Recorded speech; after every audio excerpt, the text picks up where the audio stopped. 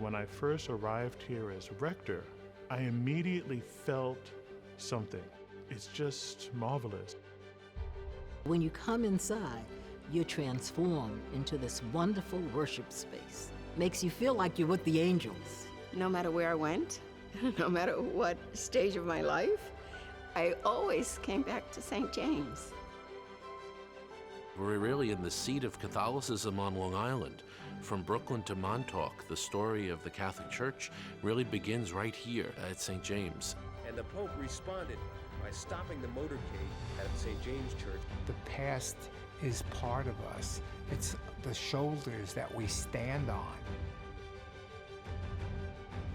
It's a lesson in perseverance. And that's because of the dedication of so many people. We should never give up on the church. The same Holy Spirit 200 years ago inspired a generation of people to want to build up the church. The same Holy Spirit works in the hearts of men and women today.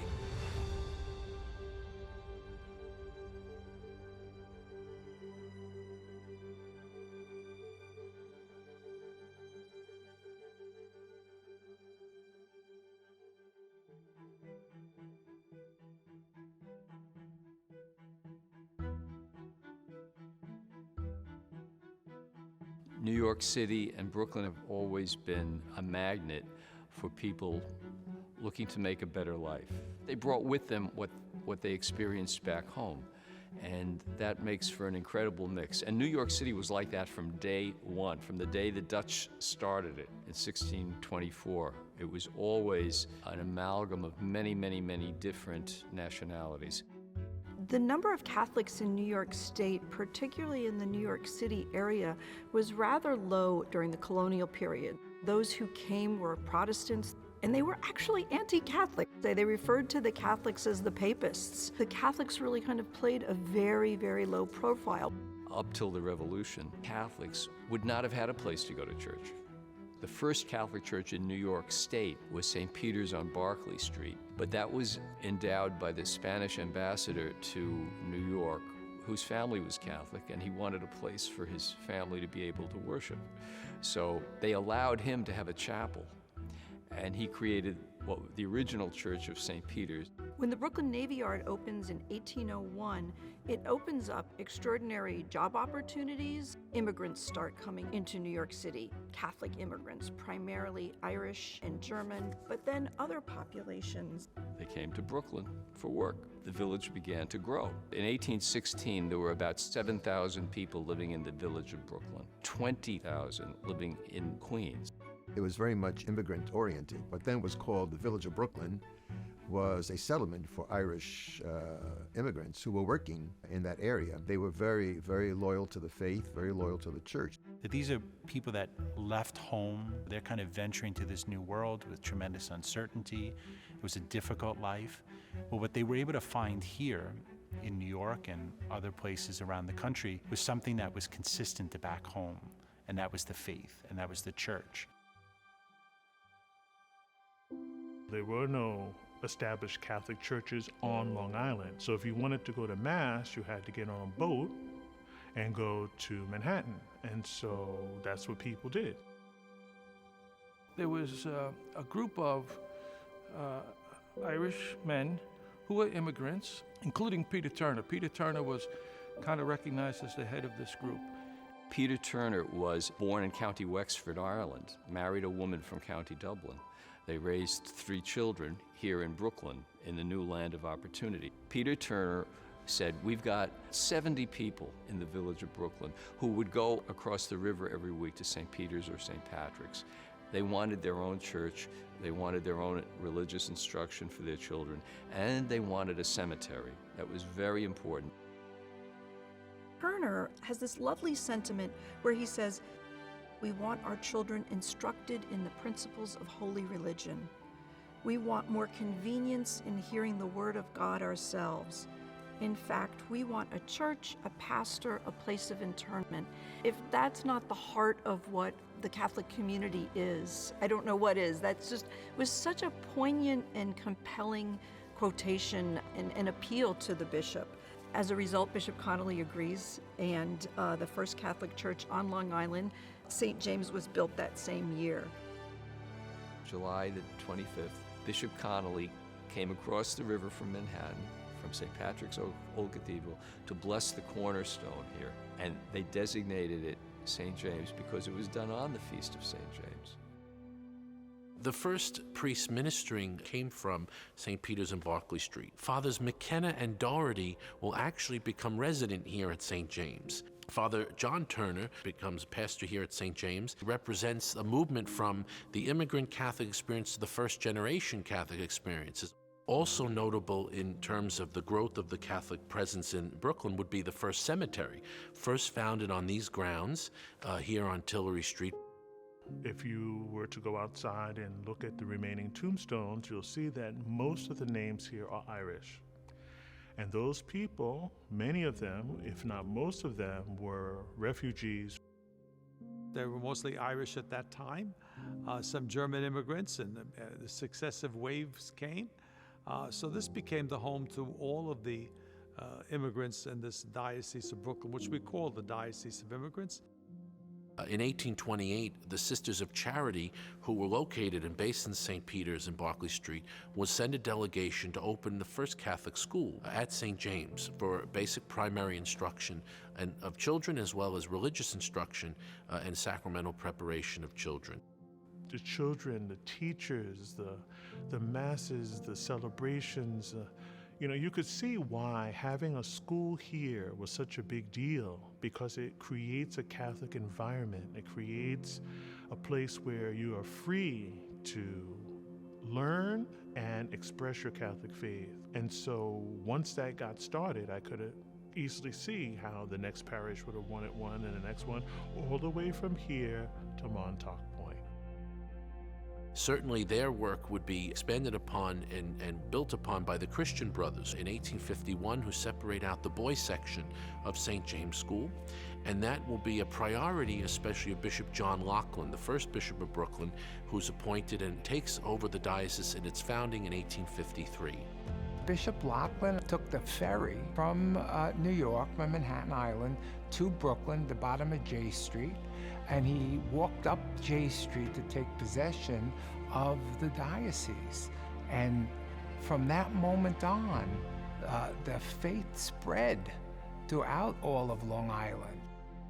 The tradition is in the Catholic Church that the first parish of a diocese is usually designated a pro-cathedral, pro meaning in place of a cathedral. So they designate usually the oldest parish to be the cathedral until they can build a true cathedral.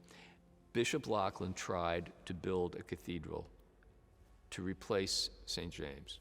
And Bishop Laughlin did start construction on a new cathedral.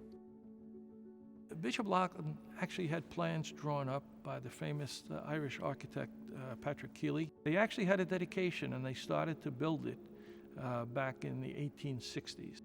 Money was tight at the time, and he had to decide whether to put the money into building a new cathedral. He opted instead to build 2 orphanages here in Brooklyn.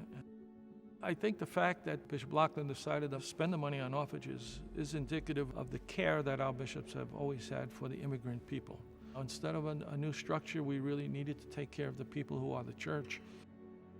We see the arrival of new religious orders to the Diocese of Brooklyn, and especially that takes the form of the arrival of the Dominicans from Bavaria in 1851, as well as the arrival of the Mercy Sisters, the Josephite Sisters, and the Visitation Sisters, all of whom arrived between 1853 and 1855. Finally, in 1858, another large religious order that will be dedicated to education is the Franciscan Brothers of Brooklyn. The Christian Brothers who arrive and will take over Bishop Laughlin High School. All of these religious orders were dedicated as part of their charism to the education of youth, and certainly to the instruction and education of Catholic young people here in the diocese.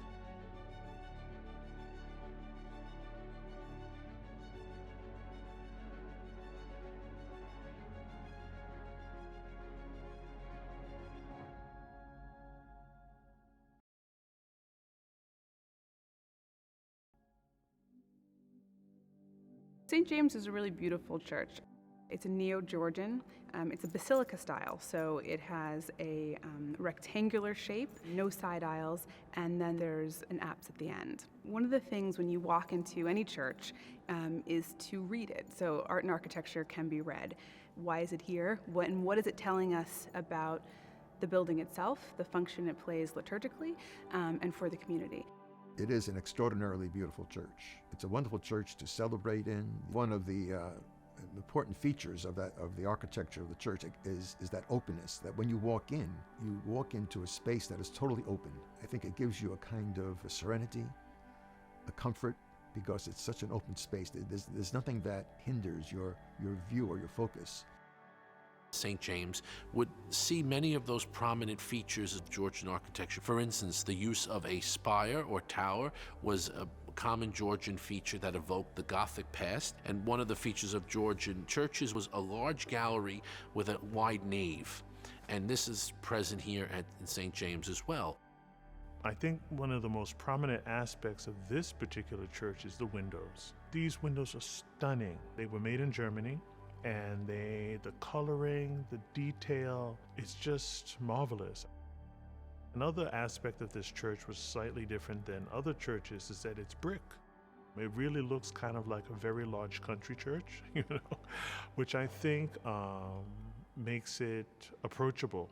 I mean, it's beautiful when you come in, it is awesome, but it's not so overwhelming that you get lost in it.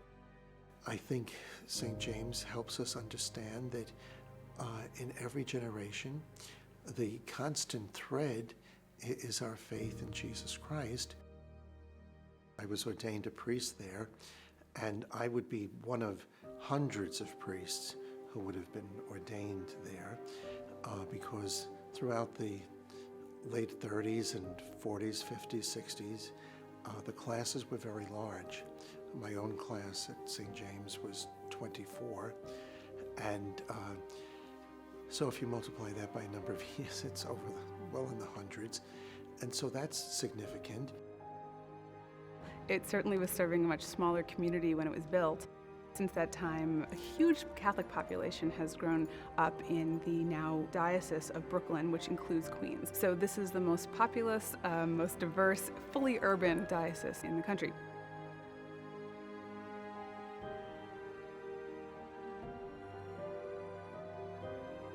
Under Bishop Malloy, the Diocese of Brooklyn becomes the single largest diocese in the United States. It's been said that during his tenure, he was offered different positions around the country to serve as Archbishop of different dioceses, and he absolutely refused to go because he just loved Brooklyn so much. And before his death, he said, "I want to go directly from Brooklyn to heaven."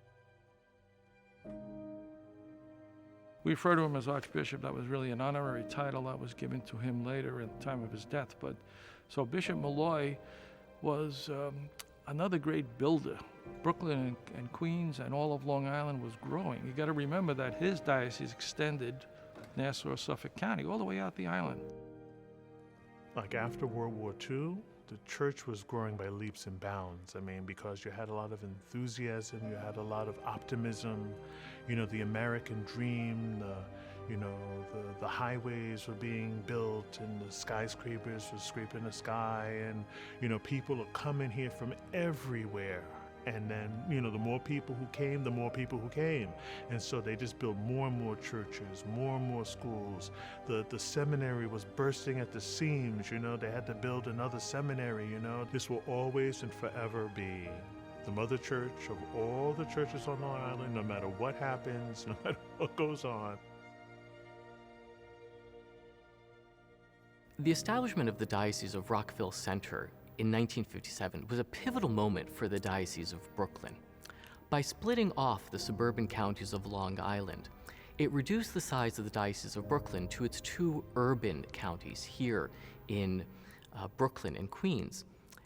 And that had the effect of recentering the diocese here on the urban core. It changed the very character and life of the Diocese of Brooklyn.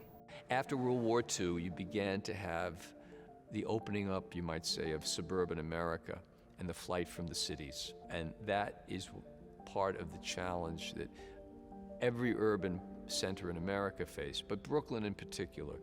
Manufacturing began to leave, jobs began to leave. Everybody leaves the cities and goes out to the suburbs. And who's left in the cities? We're back to the poor, the immigrants, the people who need more help.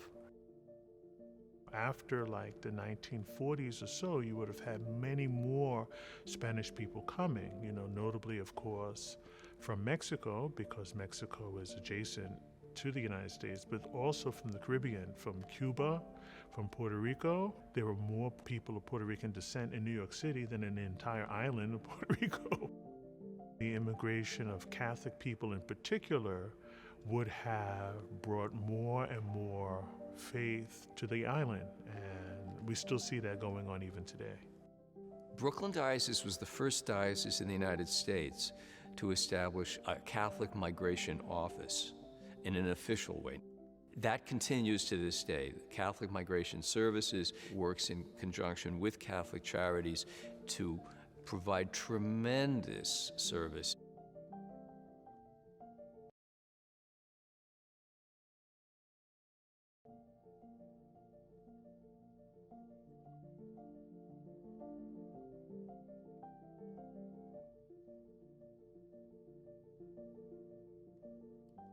The 150th anniversary of St. James certainly elicited from McGovern the desire to really formalize its status as the cathedral of the diocese.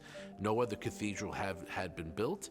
It was a spiritual home, certainly for and a spiritual pillar of generations of priests like McGovern who had been ordained here, but also St. James was chosen as the spiritual home, if you will, or foundational home of the church on Long Island.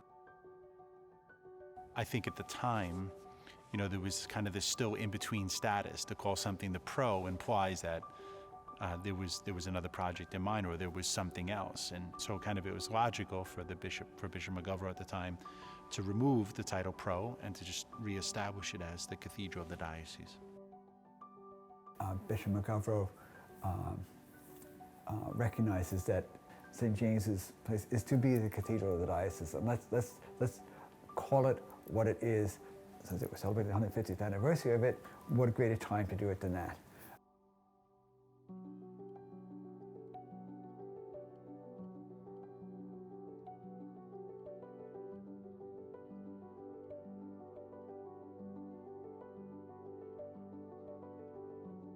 Pope John Paul II came and visited. It's the only time he set foot in Brooklyn. He got out of his car and he walked to talk to some of the Polish people who had gathered outside St. James Cathedral. It was an unscheduled stop. He said he wanted to see the cathedral in Brooklyn and sees the Polish people because they were going to be down there that day. And it was a torrential downpour of rain, but he came and he stopped and he got out of the car and he went over and talked to the people. When he came, we were standing in the front of the church. He was not supposed to pass this way on J Street, but he did. And he stopped when he saw a group of us with our pastor. It was Jim Hinchy then and Father Corrado. And that was really wonderful because we never expected that. We were just observers looking to see where the Pope was going, and he stopped and, he blessed us. He steps out of the car, he greets people, and he has this wonderful moment where Brooklyn and the Pope and the people of the Diocese of Brooklyn, have this profound encounter. In response to that, St. James gets nominated and created as a minor basilica. A basilica is a church that welcomes the Pope.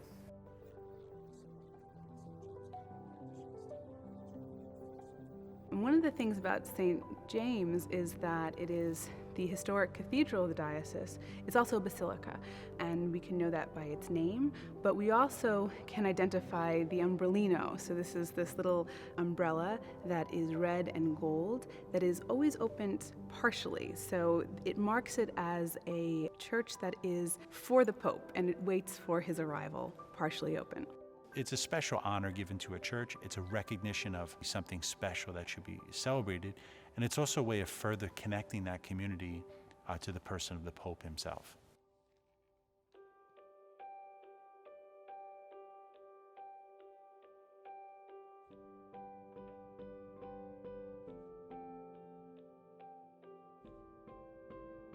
In my own lifetime, many of the priests who came here as pastors were heroic in what they did.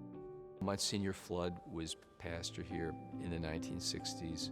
He was a great educator and teacher, the son of immigrants himself, and he was pastor here for a number of years during difficult times. In more recent years, one of our most accomplished priests in the history of the diocese really was Monsignor Strinkowski, a theologian, a Roman administrator, rector of the seminary, and then pastor here.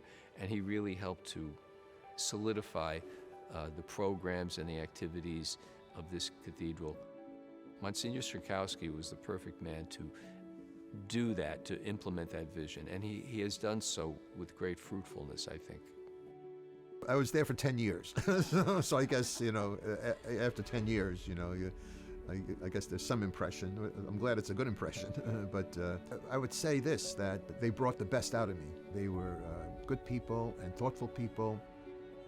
Monsignor Strinkowski, I got to know personally, and he is so brilliant, he is so kind, he's just such a great priest and a great man. I don't know if I could ever live up, to his legacy, but he and Monsignor Tosi are both priests and men that I look up to, and I would like to emulate as best I can.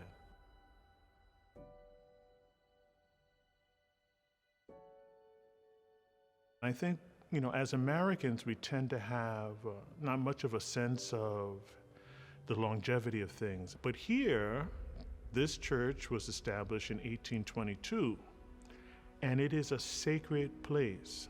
I think it's because it's made sacred by the people who are buried here. It's made sacred by all of the masses, the baptisms, the confirmations. We look back and recognize our roots, that it was the immigrants who began this parish, and it still serves immigrants as a diocesan cathedral. It is 200 years old. It's a great parish. It's welcomed many people from many stages of life. So I would say it's a welcoming place for, I say, not just immigrants, but the whole community and a whole, as a whole. Like I said, when I opened the doors and I just somehow the church drew me in and I stayed here. We have good music. We have great priests and a great deacon. My formative years, I was here at St. James. My parents were parishioners here.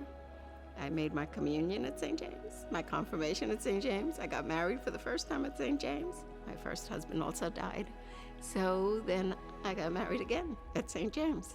What makes it special is that you've known these people for such a long time. Even though time changes or things change, you may move away, you come back, it's always like you've never left. You always pick up at the same place with all these people. I remember, of course, when we were young and we had confraternity here at St. James, we used to have dances across the street at the school, and it was very nice getting together with all your friends and coming to the dances and having the priest chaperone.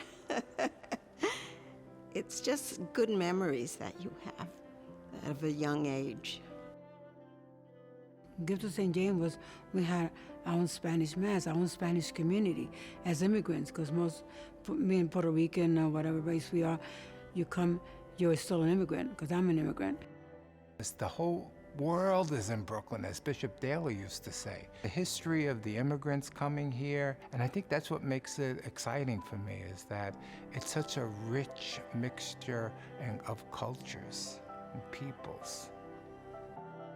I think there were many of our brothers and sisters from the Haitian apostolate, many of our brothers and sisters from the Spanish countries, many of our brothers and sisters from the Caribbean, which my parents are from. And, they all found a home in the Church of Brooklyn. It's a commonplace in the secular world to say that 25% of the American population can trace its roots to somebody who lived in Brooklyn at one point or another. The past is part of us. It's the shoulders that we stand on. I mean, we wouldn't be sitting here in this cathedral basilica if those 70 people with Peter Turner didn't do something instead of just sitting back and nothing is done. So I think it's the shoulders that we stand on, and we should know about them. If we remember the past, we know that people cared enough to develop this church, to bring it together, to bring people of all different races together. It's just such a nice thing that this will carry you on into the future, that you can continue that legacy that they started. We learn from our past, and we have to honor the hardworking women and men who, through the generations, have built it up for us. But an anniversary like this is really a message for today and for the future, because what we're celebrating is the presence of the church right here in this great diocese of Brooklyn, and the presence of Christ in his church in Queens and in Brooklyn in many, many, many different ways. Hopefully celebrating the anniversary reinvigorates us in that living power of the gospel. It reminds us of who we are and to whom we belong, and it energizes us as a people of God to know and love God and to help others to know and love